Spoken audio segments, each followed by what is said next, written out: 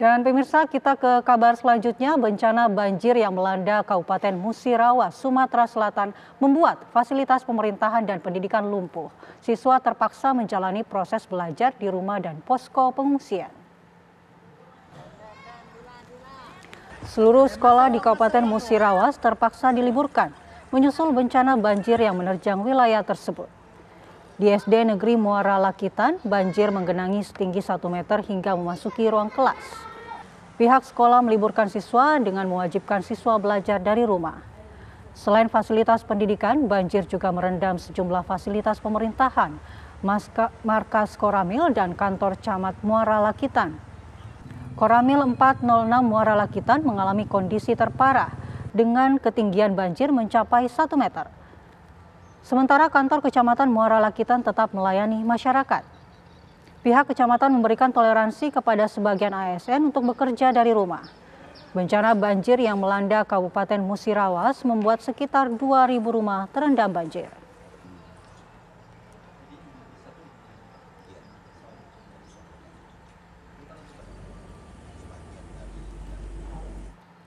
Bagaimana kondisi terkini dari bencana banjir yang menerjang Kabupaten Musirawas, Sumatera Selatan? Kita tanyakan langsung kepada reporter TV One Rudi Rediansa yang berada di lokasi. Selamat pagi Rudi, apakah ketinggian banjir semakin parah hingga pagi ini? Selamat pagi. Ya, kali ini kita sedang berada di mana lokasi titik yang masih tergenang banjir di wilayah Kabupaten Musirawas, Sumatera Selatan. Saat ini kita sedang berada di arus lalu lintas menghubung dari kota Lubuk Linggau menuju ke kota Palembang. Hingga saat ini kondisi jalan lintas Sumatera masih tergenang banjir setinggi 50 cm. Hingga sampai saat ini informasi yang kita dapat di wilayah Kabupaten Musirawas, sudah beberapa titik desa yang terendam banjir sudah mulai mengering. Dan ada juga desa yang masih ketinggian air mencapai 3 meter, seperti Desa Semangus di Kecamatan Muara Lakitan. Hingga titik tertinggi pada hari ini, kondisi air menggenangi di wilayah Kecamatan Muara Lakitan, wilayah Kabupaten Musirawas.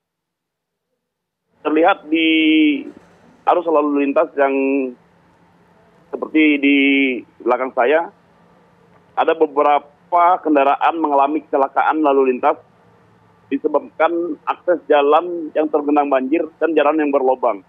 Hingga truk mengangkut barang mengalami terbalik di lokasi akses lalu lintas. Ya Rudi, sejauh ini bagaimana dengan pelayanan warga di kantor-kantor pemerintahan yang ikut terendam banjir? Apakah terganggu juga?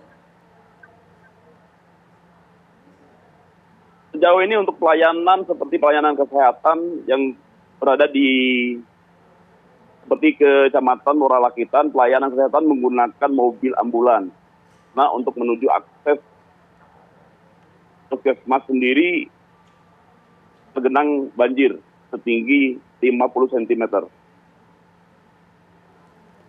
Lalu bagaimana pelayanan di kantor-kantor tersebut, Rudi? Apakah sementara ditunda atau tetap dilayani seperti biasa atau seperti apa mekanisme pelayanan di kantor-kantor pemerintahan? Kalau untuk pelayanan seperti kesehatan masih tetap melayani masyarakat, walau terkendala oleh genangan banjir karena meluapnya Sungai Musi yang jauh dari kantor pelayanan pemerintahan di wilayah Kabupaten Musirawas. Namun seperti kantor camat, pendidikan, dan kantor Koramil yang terendam banjir. Untuk pendidikan sendiri, untuk anak-anak sekolah, terus belajar di rumah, walau kondisi sekolahan tergenang banjir. Untuk pelayanan pemerintahan seperti kecamatan, pelayanan masyarakat, namun ada toleransi untuk pelayanan melalui di kediaman masing-masing, karena kondisi kantor sendiri hingga saat ini masih tergenang banjir.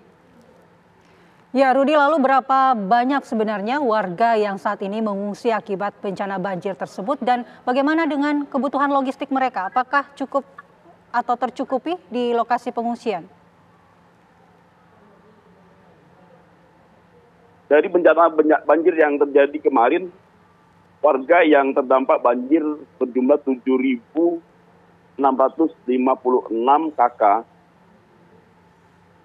terdampak di bencana banjir. Bagian warga sudah mulai, ada yang masih mengungsi dan ada juga sudah kembali ke kediamannya masing-masing. Untuk kebutuhan logistik, penyaluran bantuan sudah dilakukan oleh pemerintah daerah, namun ada juga sebagian karena terkendala akses menuju ke lokasi titik bencana banjir masih tersorir karena akses jalan yang tidak bisa dilewati oleh kendaraan-kendaraan yang untuk melintas. Lalu apa transportasi yang digunakan oleh warga untuk melintasi jalur-jalur utama yang terputus akibat banjir?